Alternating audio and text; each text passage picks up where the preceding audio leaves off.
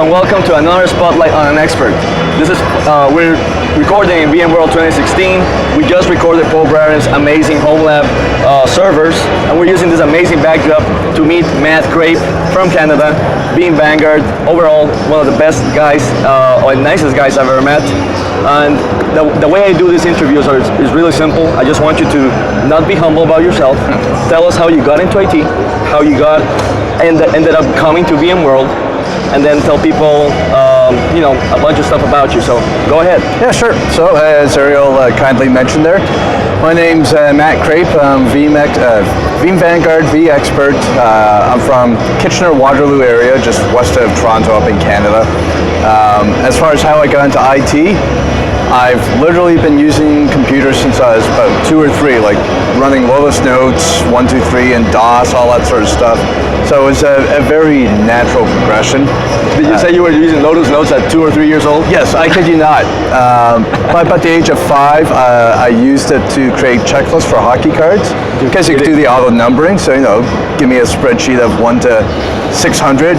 That's a very interesting story. Was your dad like into computers and stuff? Yeah. He was at the time. He eventually transitioned to desktop publishing, but he did start off basically in what was like an IT department back in the late 70s, early 80s. Cool. So it sort of rubbed off on me in that regard. My first real sort of IT job was a tech support rep for a nonprofit. Spent some time there. Basically throughout the years, turned into a sysadmin, currently an IT manager. In the truest sense, I have to manage the IT department, whether it's people, budgets, technology. You're an IT manager of a small shop. Yes. Which means you're a technical guy too. Exactly, for better or for worse. Right. So yeah, that's sort of how I got to IT as far as getting to VMworld.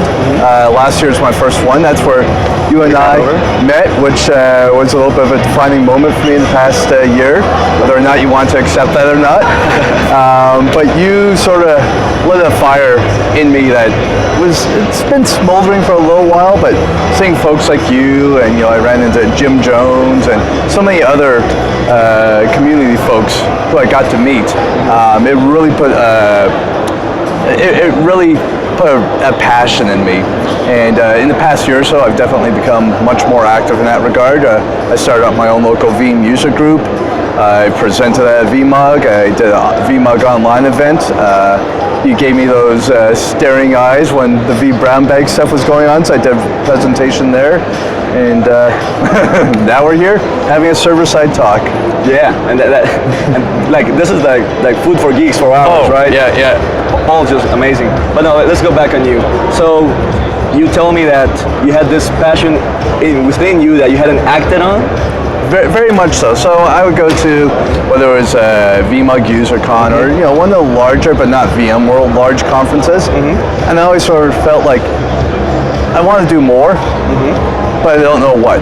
And a lot of it was I was just so used to saying no to everything. Oh, do you want %? No, I don't want to do that. And that sort of changed with the Veeam User Group.